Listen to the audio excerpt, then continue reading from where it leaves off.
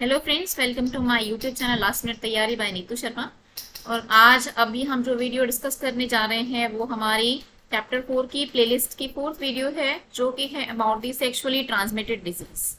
Sexually transmitted disease जो है वो बेसिकली वो डिजीज होती हैं जो सेक्सुअल इंटरकोर्स के थ्रू फैलती हैं। यानी सेक्सुअली ट्रांसमिटेड डिजीज जेनाइटल्स के थ्रू, सेक्सुअल इंटरकोर्स के थ्रू जो इन्फेक्शन, जो बीमारियां फैलती है उनको हम एसटीडी, सेक्सुअली ट्रांसमिटेड डिजीज कह सकते हैं। इनको हम वीडीवी कहते हैं, वेनेरियल डिजीज। और इसको हम आरटीआई यानी रिप्रोडक्टिव ट्रैक्ट इन्फेक्शन भी कहते हैं। तो वीडी, एसटीडी, आरटीआई ये सब सिनोनिम है फॉर सेक्सुअली ट्रांसमिटेड डिजीज। और ये जो सेक्सुअली ट्रांसमिटेड डिजीज हैं ये अनप्रोटेक्टेड सेक्सुअल इंटरकोर्स के थ्रू होती हैं। ठीक है, इनको हम अलग अलग कैटेगरीज में डिवाइड कर सकते हैं based on the organism, based on the microbe which is causing it. यानी ये वायरल हो सकती है, बैक्टीरियल, प्रोटोजोअल और फंगल। अपनी जो बुक में एनसीईआरटी में जो कुछ एग्जाम्पल दिए हुए हैं उनकी हम बात कर लेते हैं।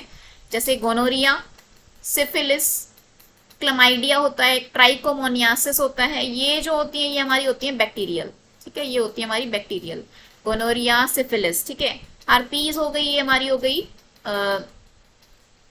वायरल। एड्स भी हमारी वायरल होती है, कैंक्रोइड भी वायरल होती है। सो ये जो है हमारी कुछ बीमारियां हैं एसटीडी, ठीक है, जो कि बैक्टीरियल और वायरल जो अपनी बुक में दी हुई है।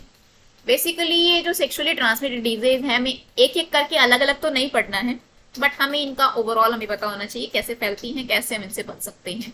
तो अगर ये किसी इंसान को होती हैं तो जो शुरुआती सिम्टम होते हैं, जो माइनर सिम्टम होते हैं, बहुत थोड़े होते हैं। और वो अगर अर्ली, जितना अच्छे डायग्नोस किया जाएगा, जितना अच्छी जल्दी उसका डायग्नोसिस होगा, उतना ही अच्छा ट्रीटमेंट भी हो पाएगा। ठीक है, मोस्टली जो होती है ना ये सारी ट्रीटेबल होती हैं। कुछ जैसे ये तुम्हारी हेपेटाइटिस बी होती है एक, वो भी नहीं होती है। एक हार्पीज हो गया, एक एचआईवी, ये बीमारियां होती हैं, ये थोड़ी सी नॉन क्योरेबल होती हैं। बाकी जो है बीमारियां ये सारी की सारी क्या होती हैं, curable.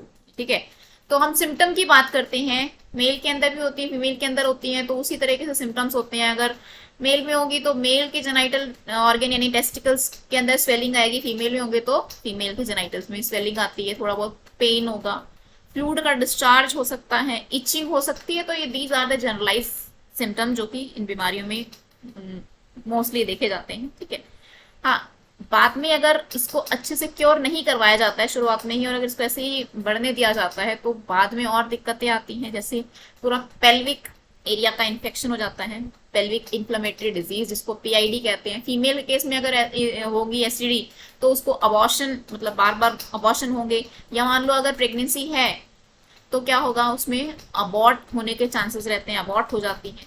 Still birth, still birth यानी मरा हुआ बच्चा पैदा होना, ये हो सकता है। एक्टोपिक प्रेगनेंसी, ये क्या होती है, ये प्रेगनेंसी वो होती है जो यूट्रस में ना इम्प्लांट होके कहीं और इम्प्लांट हो जाए, जैसे फेलोपियन ट्यूब में इम्प्लांट हो गया, तो वो होती है एक्टोपिक प्रेगनेंसी। इनफर्टाइल हो जाएंगे, इवन कैंसर भी हो सकता है। तो देखिए अगर इनको अर्ली ट्रीटमेंट नहीं किया जाता तो कितनी बड़ी बड़ी दिक्कतें हो सकती है। ठीक है, अब कैसे इनसे बचा जाए, प्रिवेंशन क्या है।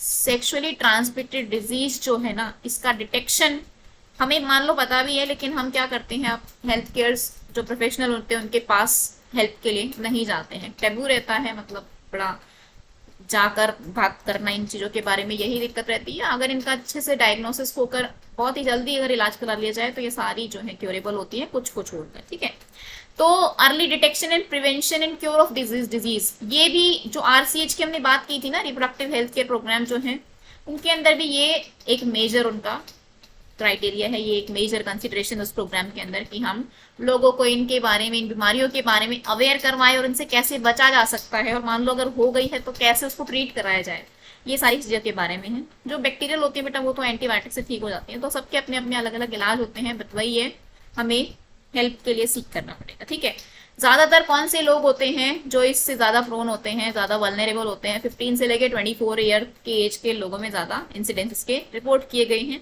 और ये जो है कुछ बीमारियां ऐसी होती हैं जो इन्फेक्टेड नीडल, सिरेंजेस, इनके यूज से भी हो सकती हैं। ठीक है, बट अगर हम एड्स की बात करें जो हमने पहले भी पढ़ा हुआ है, और हम चैप्टर अपना 8 है 12th क्लास में, उसके बारे में डिटेल में पढ़ेंगे एड्स को।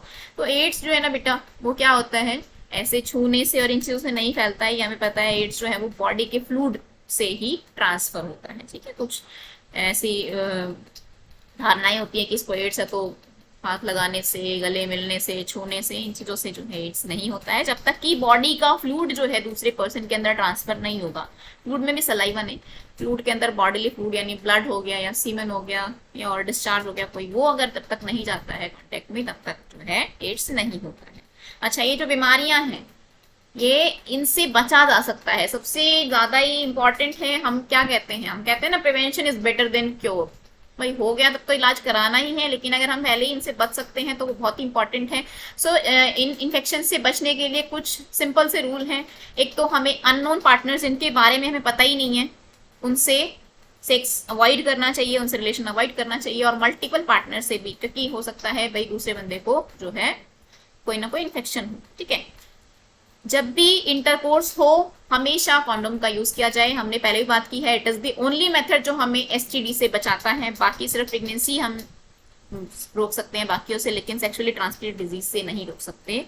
सिर्फ कॉन्डोम्स ही होती हैं जो कि हमें किससे बचाती हैं, एसटीडी से बचाती हैं। ठीक है, और अगर लग रहा है कि कुछ गड़बड़ हो गई है, कुछ दिक्कत है, तो जितना जल्दी डिटेक्ट हो जाए और जितना जल्दी डायग्नोज हो जाए उसका उतना जल्दी इलाज करवा लिया जाए, तो उससे अच्छी बात ही नहीं है। पहले तो प्रिवेंशन, और अगर हो गया है तो जितना हो सके उतना जल्दी उसका क्योर करवाना। ठीक है, तो ये एसटीडी, इसके बारे में यहीं से क्वेश्चन आते हैं, जितना हम स्लाइड में देख रहे हैं इतना ही क्वेश्चन आते हैं।